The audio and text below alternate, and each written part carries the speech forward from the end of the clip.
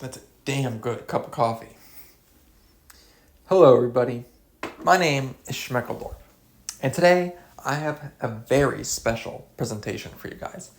Now, in case you haven't already figured it out, I have gone through and watched every single episode of House and counted all of the laws that they broke. Now, I want to start us off with a quote here. There are three choices in this life: be good, get good, or give up. And I like to live by these words every day when I get out of bed. So thank you, House, for these wise words. Dr. House, I don't think we've met. Dr. Jamie Conway, I've heard your name. Most people have. It's also a noun. Now, let's start with the frequency in which they commit these crimes. Now, as you can see here, I have charted the number of laws broken compared to the number of episodes per season. Now, in season 1, we start off relatively okay. I mean, it's not okay, but it's good for House, you know? So they commit about 25 crimes in about 22 episodes. Not terrible. Season 2, they did even better. They commit 23 crimes in 24 episodes. Improvement there.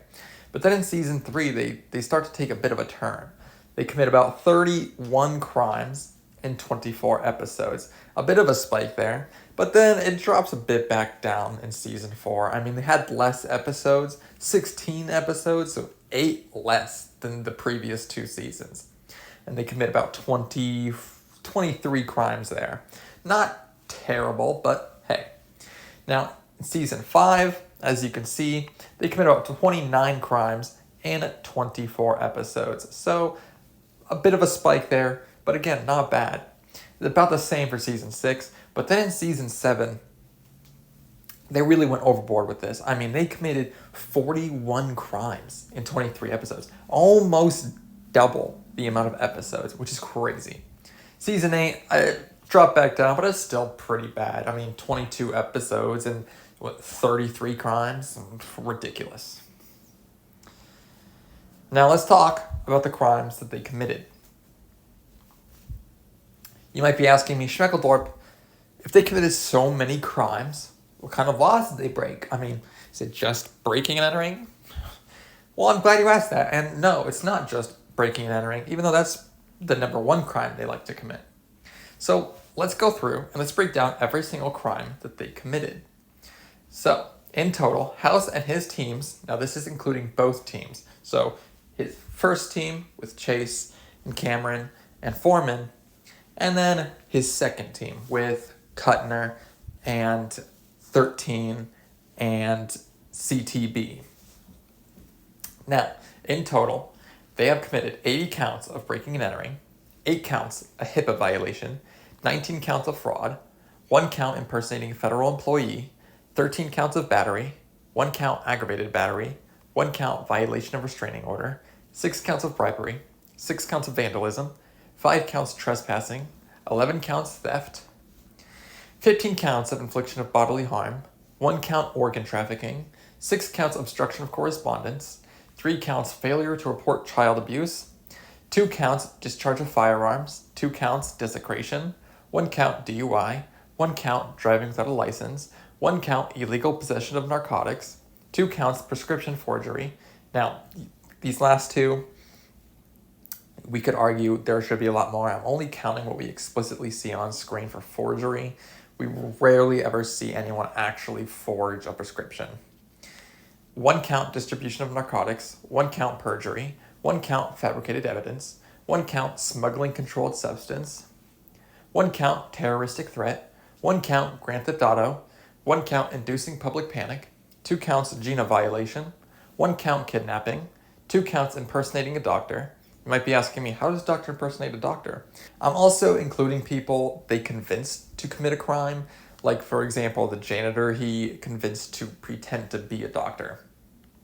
3 counts reckless driving, 1 count possession of cocaine, 2 counts insurance fraud, 2 counts arson, 1 count falsifying clinical data, 3 counts obstruction of justice, 1 count unlawful restraint, 1 count assassination, 1 count insider trading, 1 count credit card fraud, 4 counts forgery, 1 count illegal recording, 7 counts blackmail, 2 counts criminal destruction of property, 1 count reckless endangerment, 4 counts parole violation, 1 count tampering with ankle monitor, 2 counts of booby trap violation. Yes, that's a real thing, you can Google it.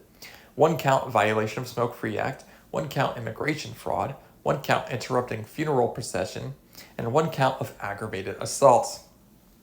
That's a lot. How many is that? Well, let's look. With the whopping total of 234 crimes committed, me, being the generous cow that I am, gave them the minimum sentence for each crime. Now, after adding up all of these sentences, House and his team would be looking at 346 years and 3 months in prison.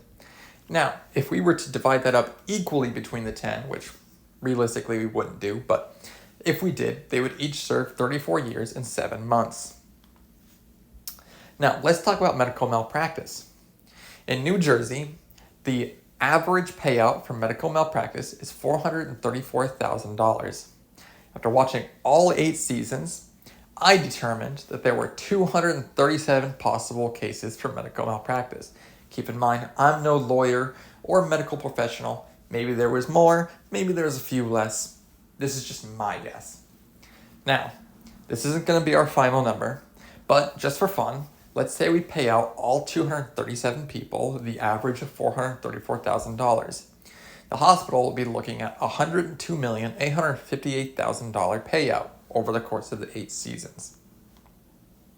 Now let's look at a correlation between the malpractice cases and money lost per season and the number of episodes in said season.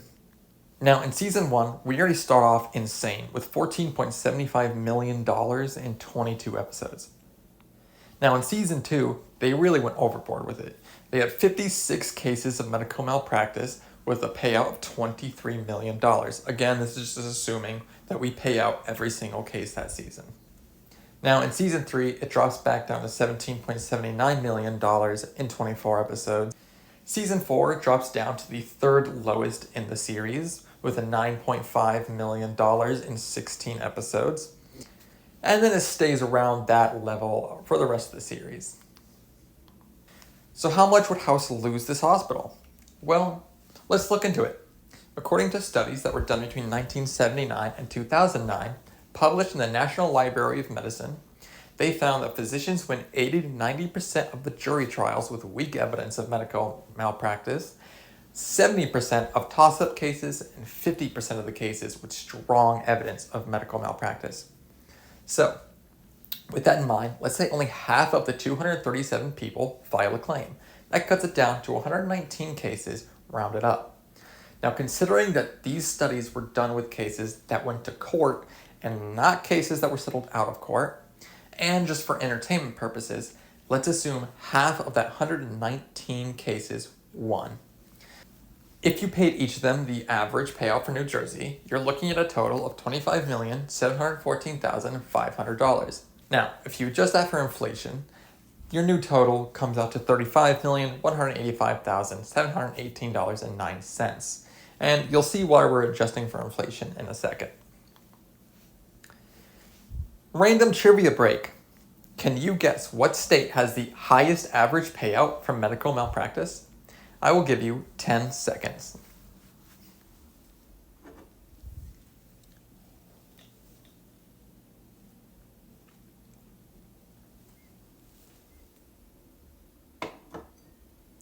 Have your answer? Well, you're wrong, because I know you didn't guess Minnesota. Yes, Minnesota has the highest average payout for medical malpractice at $780,000. Now, let's get back to it, shall we? How would this affect a real hospital? Well, as you can see here, I have taken a financial balance sheet from St. Mary's General Hospital in the year 2011, the year season 8 aired. And we're not going to pay attention to all these numbers on the left here. What we want to focus on is what's on the right, the cash assets. That's all we want to focus on, because realistically, if a hospital loses that, they're still going to be fucked. So our number here is $24,417,000. Just for comparison for the inflation rates, today, St. Mary's General Hospital would have $30.5 million. Now, if you recall, with the adjusted inflation, House would have lost $35 million. So he would still ruin this hospital adjusted for inflation. But let's go back to the year 2011. If we take the cash assets from St. Mary's General Hospital and apply the same number to Princeton Plainsboro Hospital, House would financially ruin the Princeton Plainsboro Teaching Hospital by episode 12 of season 2. That is just halfway through season 2. You being intentionally dense? Huh? Oh, and one more thing. I knew it wasn't enough for you guys for me to count the crimes and the prison time and the medical malpractice. No, you guys deserve better. So I did one more thing for you guys. I counted how many times they mentioned lupus or sarcoidosis. Excuse me. You stash your drugs in a lupus textbook. It's never lupus. Now, in season 1, we start off really low with just 3 episodes. Boo, boo, boo house. Only 3? Cringe. Insane. And they hurt us. They heard our cries. Because in season 2, they shot up to 8. Let's go, lupus! Now, for whatever reason, they started declining after that with 7 in season 3, 6 in season 4, and then just 4 in 5 and 6. Now, I don't know what happened there, but they must have heard our cries again. Because in season 7, it shot right back up to 7, and 8 back up to 8. That is all for my presentation.